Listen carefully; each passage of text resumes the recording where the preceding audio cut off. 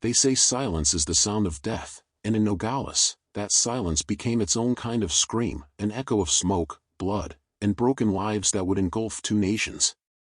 Imagine the desert air, dry, brittle, the kind that bites at your lungs. Imagine the border, two cities, one lifeline, split by steel and choice. Nogales, Sonora, and Nogales, Arizona, mirrors facing each other across no man's land.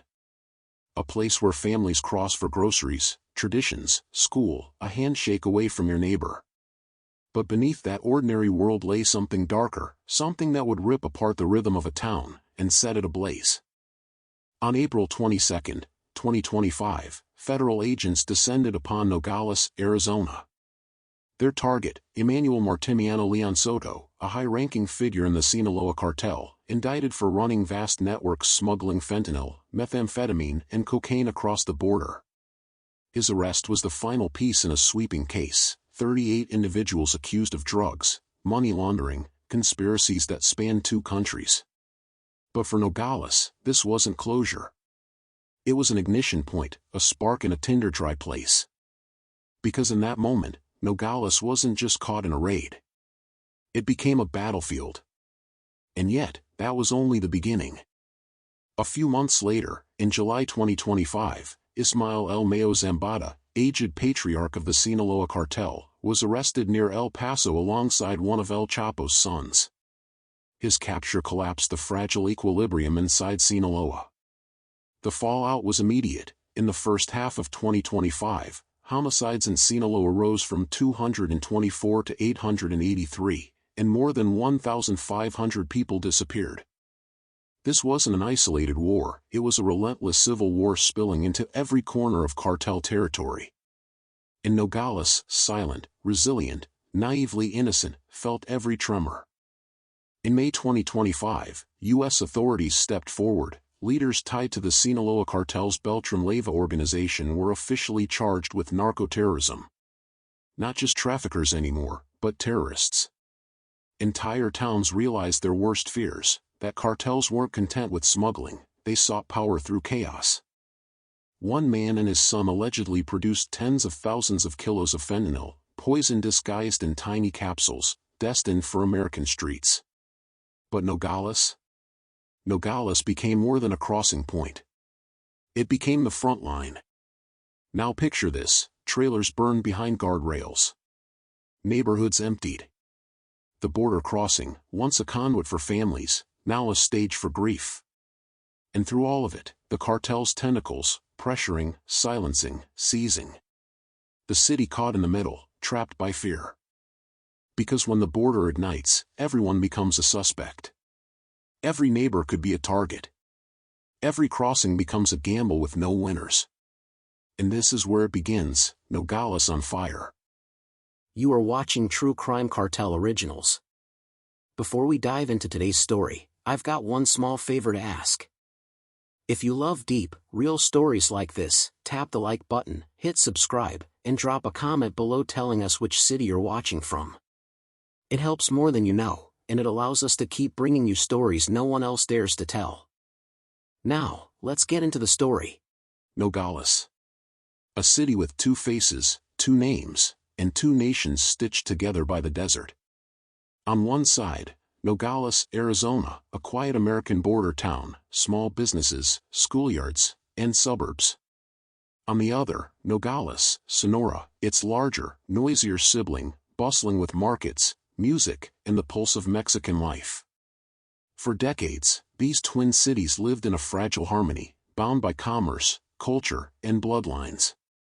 Families crossed back and forth daily, children went to school on one side, shopped with their mothers on the other, and returned home as if the border didn't exist at all.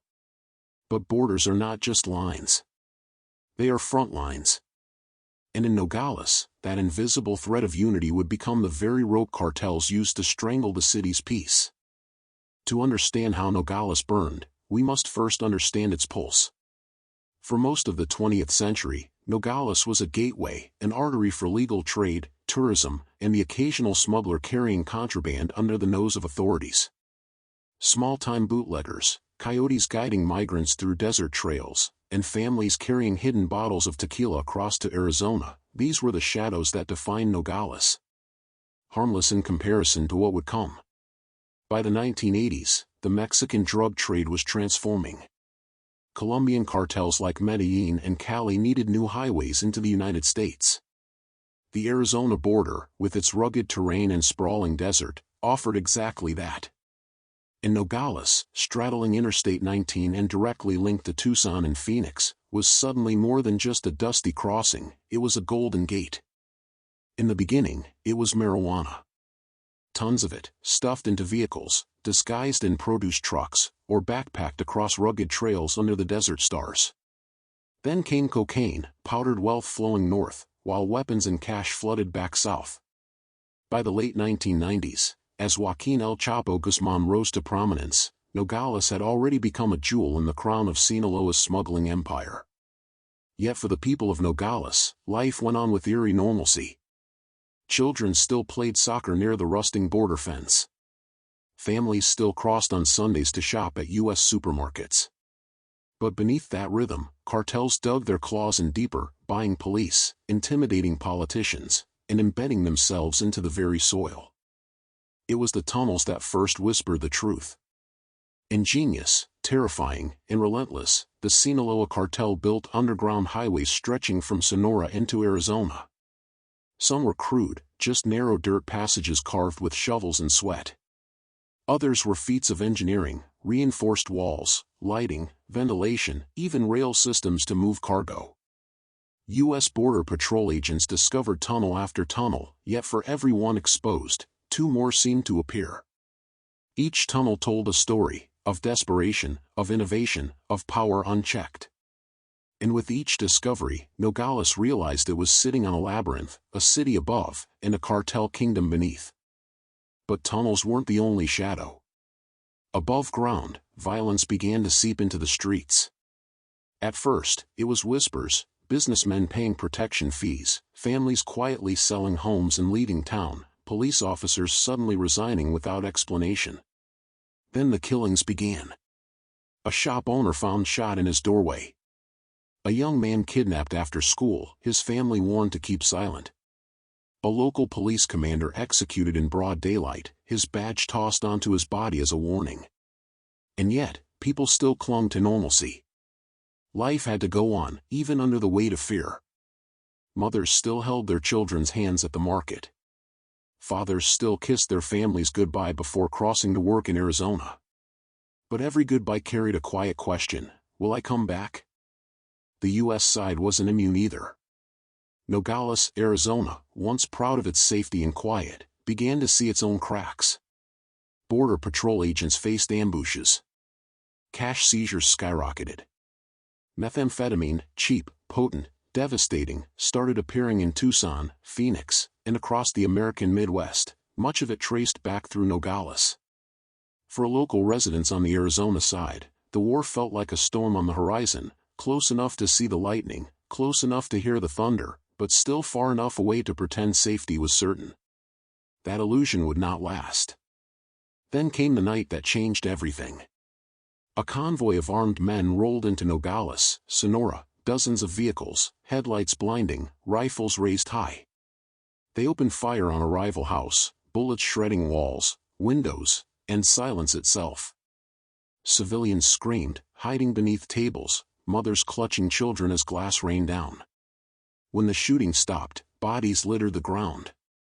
Among them, not just cartel gunmen, but innocent lives caught in the crossfire.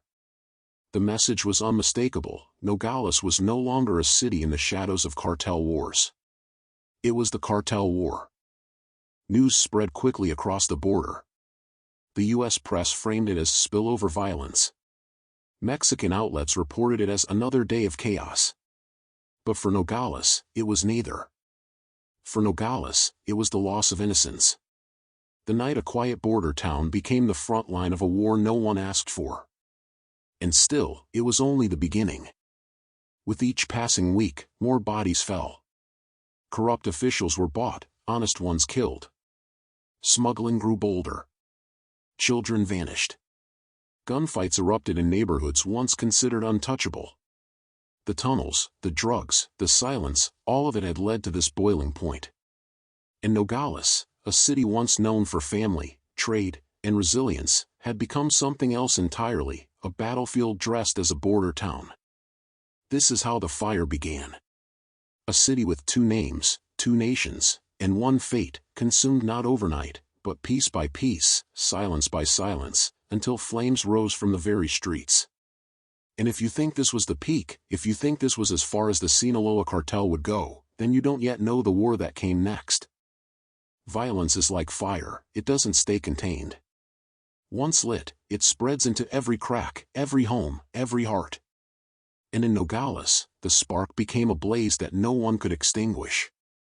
What began as isolated shootouts and whispers of intimidation evolved into something bolder, open warfare. Convoys of armed men no longer hid in shadows. They paraded through the streets in broad daylight, Kalashnikovs gleaming in the sun, faces covered, fear broadcast like a signal. For the people of Nogales, daily life transformed. Markets once alive with chatter fell silent. The city's nights echoed with bursts of automatic gunfire, and mothers hushed their children not with lullabies, but with warnings: stay down, don't move, don't look outside. The war wasn't just on television, it was outside their front doors. But the violence wasn't random. It was calculated, orchestrated. Sinaloa was sending a message: control. Local police officers became pawns.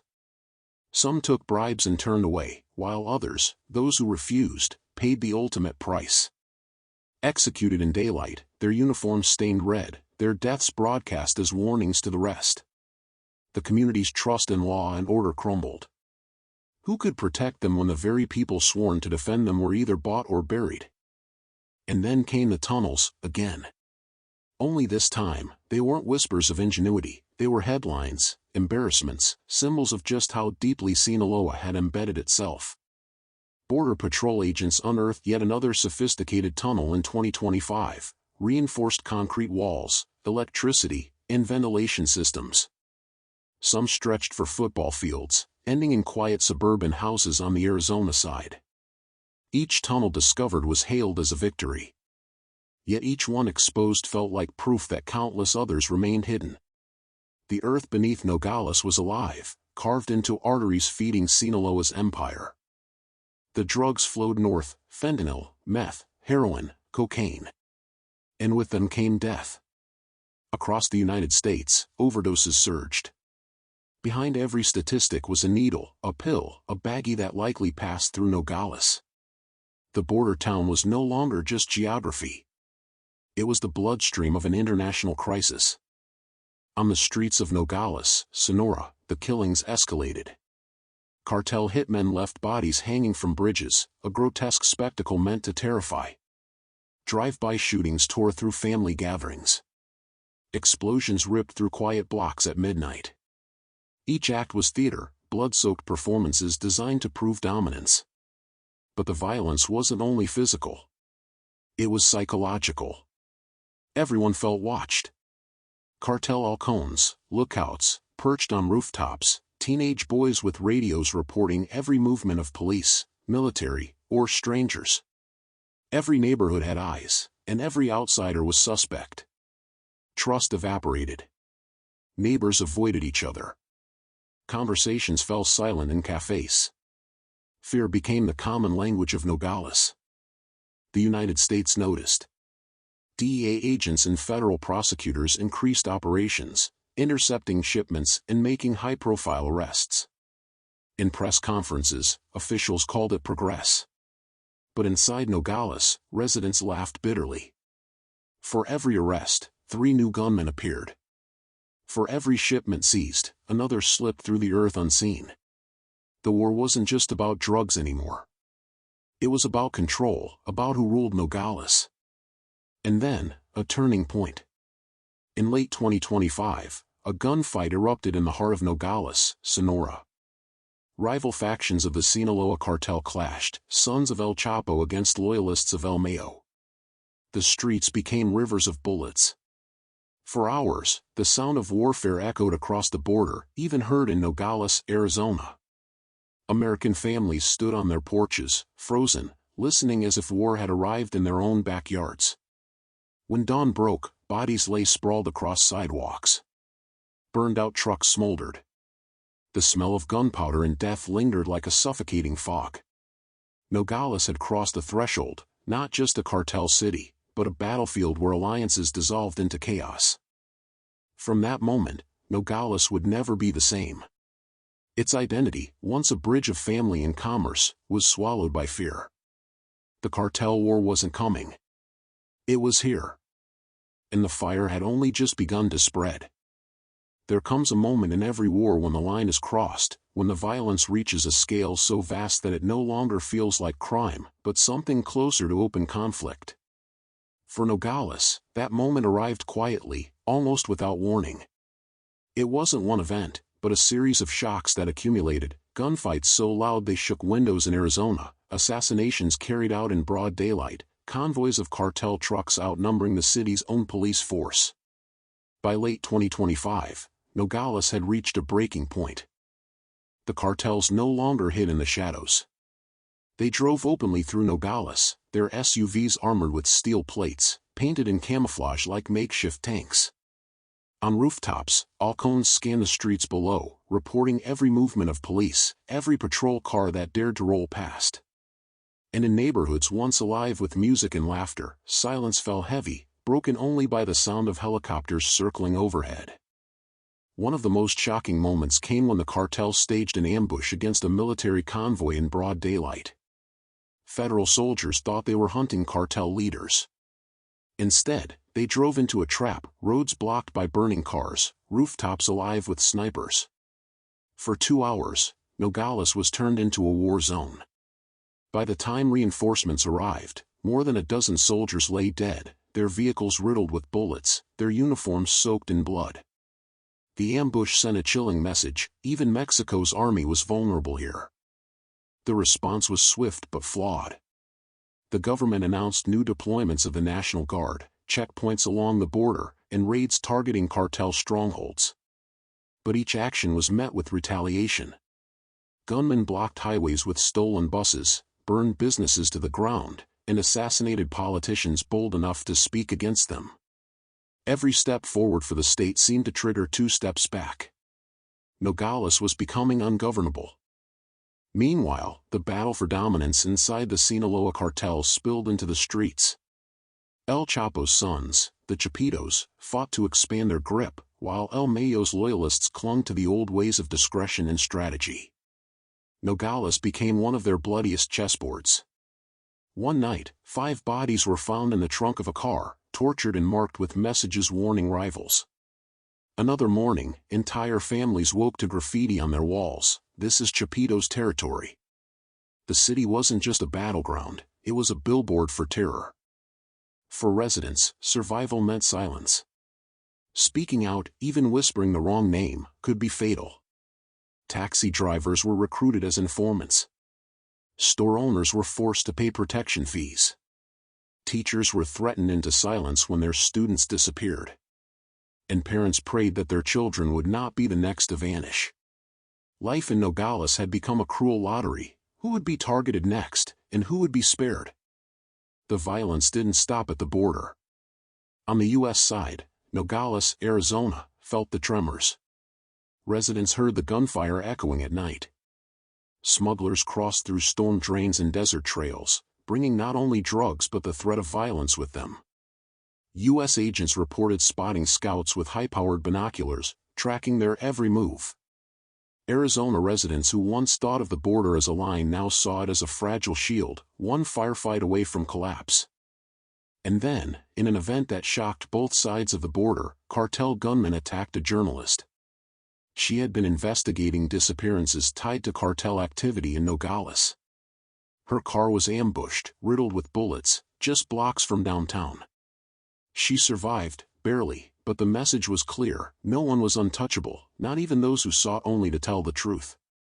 International outrage followed, yet inside Nogales, the fear only deepened. If the press wasn't safe, who was? For the people living in Nogales, the city no longer felt like their own. It belonged to the men with guns, the unseen networks below ground, and the cartel leaders fighting invisible wars that spilled blood in very visible ways. Each day brought rumors of a crackdown, whispers of peace, and then, without fail, another night of chaos. Nogales wasn't just enduring violence, it was transforming into something else. Something darker. Something irreversible. By the close of 2025, a chilling truth had set in. Nogales was no longer simply a border town caught in the crossfire. It was the front line of a war that neither side, the government nor the cartel, could afford to lose. And as the new year approached, whispers spread of an even deadlier escalation. Nogales wasn't just on fire anymore. It was about to explode. By the winter of 2025, Nogales was no longer simply bleeding, it was burning. Night after night, the sound of gunfire rolled through the hills, echoing across the border like thunder. Explosions rattled windows, and black smoke climbed into the sky, staining the horizon. For the people trapped inside, it was no longer about living, it was about surviving. And survival meant one simple rule: never be in the wrong place at the wrong time. Entire neighborhoods emptied almost overnight. Families packed their lives into small cars or trucks, fleeing north toward Arizona, or deeper into Mexico, to towns where the cartel's grip wasn't as suffocating. Streets once alive with children playing soccer now echoed with silence. Abandoned homes stood with doors kicked open, windows shattered, graffiti scrawled across the walls, warnings left by the cartels. Nogales was becoming a city of ghosts. The schools closed first. Parents no longer trusted their children to walk the streets, and teachers refused to risk their lives for a classroom that could be riddled with bullets at any moment. In some parts of Nogales, students hadn't attended class for months. Education had been replaced by fear, and the younger generation, those who should have been learning math and history, were instead learning the sounds of AK-47s and the silence of grief. The violence spared no one, not even those in power. The mayor of Nogales, a man who had campaigned on promises of taking the city back, was gunned down outside his own home, his car turned into a steel coffin by a barrage of rifle fire. His replacement didn't last long either, kidnapped within weeks, his body discovered in the desert. Police chiefs came and went, each one assassinated faster than the last. It was as if the city itself had swallowed anyone who dared to lead it. Every assassination sent a ripple of terror through the people of Nogales. If even the powerful and protected couldn't survive, what chance did ordinary families have? Parents pulled their children closer. Shopkeepers shuttered their businesses. Church pews sat half empty, prayers whispered under breath. Faith in the government had collapsed, leaving only the shadow of the cartels to fill the void. And across the border, the United States could no longer pretend this was Mexico's problem alone. Gunfire carried across the fence into Nogales, Arizona. Residents on the U.S. side reported stray bullets hitting walls, and children lying awake at night to the sound of automatic weapons just yards away. The Border Patrol was stretched thin, dealing not only with human smuggling but with the surge of cartel violence spilling over. For Arizona, the war was no longer something they watched, it was something they felt. U.S. authorities responded with record seizures. Fentanyl, heroin, methamphetamine, each bust larger than the last. But for every truck they caught, 2 more made it through.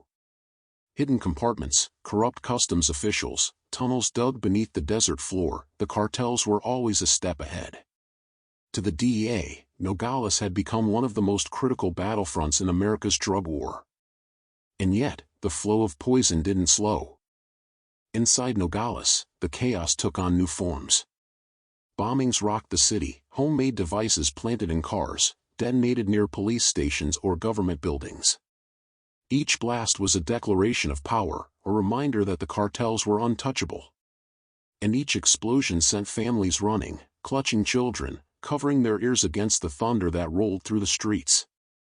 It was here, in this hell of endless nights and smoldering days, that the people of Nogales began to lose hope.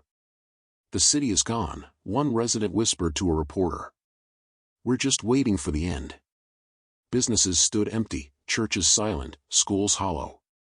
And yet, through the despair, rumors began to spread. Rumors of something different. Something unexpected. Some said it was a new cartel leader, others said it was a government operation, and still others whispered of a deal being struck in the shadows. Everyone thought Nogales was finished. Everyone thought the city had burned past the point of saving. But the truth was more complicated. Because as the flames consumed Nogales, forces were moving in silence, forces that would shape what happened next. And in that silence, the city held its breath. The gunfire did not last forever. Eventually, the chaos in Nogales forced a response stronger than anyone expected. The Mexican government, under mounting international pressure, launched full-scale military raids.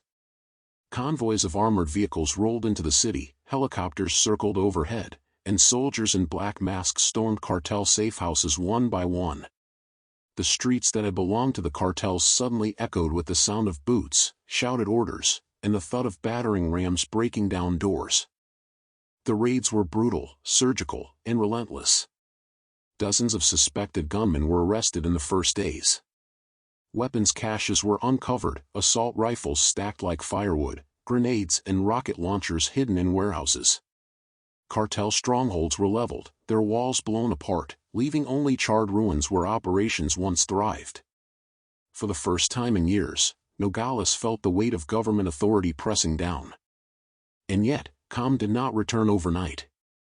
The raids brought a fragile order, but the scars of war remained. Families who had fled never returned. Entire neighborhoods stayed empty, hollow reminders of a city that once pulsed with life. Children carried trauma in their silence, drawing pictures of helicopters and burning houses instead of sunshine and games. Mothers spoke of missing sons. Fathers of vanished daughters. Everyone carried a story. Survivors' testimonies painted the rawest picture. One woman described clinging to her children under a bed as bullets shredded her walls. Another man recalled the night his brother was taken, never to be seen again. Priests buried victims in quiet ceremonies, whispering prayers that blurred with the sobs of families. Each testimony was not just a memory, but a wound carved into the history of Nogales. The scars weren't just emotional, they were visible. Buildings still bore bullet holes, blackened craters from explosions, faded police tape fluttering in the wind. Each mark was a reminder that the war had walked through these streets. Tourists who once crossed from Arizona for shopping stayed away. Businesses shuttered. Some parts of Nogales became ghost districts, frozen in time, trapped in memory. But even amid the ruins, resilience flickered. Families reopened corner shops. Children returned cautiously to schools. Street vendors rolled their carts back into place, selling tacos and fruit under the same skies that once rained bullets. Survivors clung to normalcy, because survival itself was an act of defiance. Nogales, though battered, refused to disappear. For academics and law enforcement, Nogales became a case study. Experts pointed to it as the perfect illustration of the blurred lines in the cartel war, where government, cartel, and civilian lives collide in ways no one can untangle. Reports circulated across universities, think tanks, and military schools, dissecting the Battle of Nogales as both a warning and a lesson. In Washington, in Mexico City, and even in distant capitals, officials repeated the same haunting phrase: what happened in Nogales can happen anywhere. The border city had become more than a battlefield, it was a mirror, reflecting the deeper war that rages across Latin America, fueled by demand in the north and blood in the south. And so the story of Nogales ends not with victory, but with memory. The city still stands. Its streets are alive, its markets open, its children laughing once more. But beneath the laughter lingers the silence of what was lost. Nogales will never forget the fire. Because fire leaves scars that time cannot erase. This is the legacy of Nogales. A city that burned, a city that bled, a city that survived. And somewhere in its shadows, the war still waits. Nogales may have quieted, but silence does not mean peace. The city breathes again, its markets bustle, its people endure. Yet every scar on its walls, every empty chair at a dinner table, whispers the same truth: the war never truly ends. It only shifts, moving like smoke, finding new cities, new streets, new lives to consume. Across Mexico, the flames still spread. In border towns, highways, and villages, the same war machine keeps grinding, driven by greed, fear, and power. The faces may change, but the methods remain the same: kidnappings in the night, shootings in broad daylight, families torn apart without warning. For the people who lived through Nogales, survival came at a cost. For those beyond, the fire still burns. The Sinaloa Cartel is far from finished. Its networks run deep, across oceans, borders, and governments. Each time a city rises from the ashes, another is set ablaze.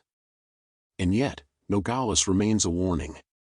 A reminder of what happens when a city becomes a battlefield, when the streets you walk are no longer yours, when even the air feels heavy with fear. It is a lesson carved in blood, smoke, and silence. But what about tomorrow? What about the next town? The war doesn't stop because one city heals. It only waits. The question is not if the fire will spread, but where it will ignite next.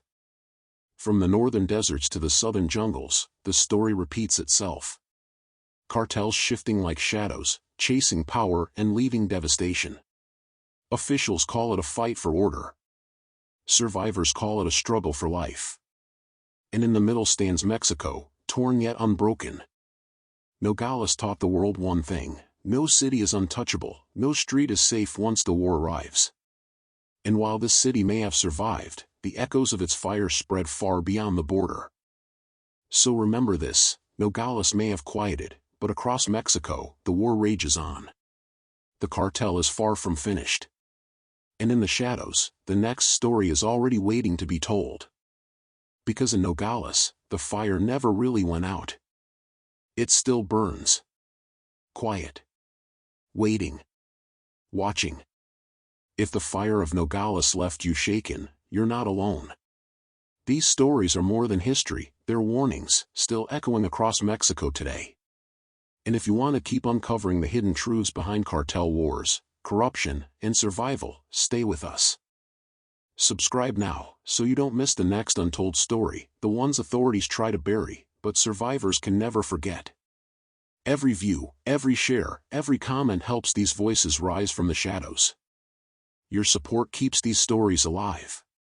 And together, we can shine a light into places where fear once silenced everything. Turn on notifications, so when the next story drops, you'll be the first to hear it. Because in the world of cartel wars, timing is everything. This was Nogales. A city on fire. But it won't be the last. So subscribe, join the community, and be ready when the next fire sparks.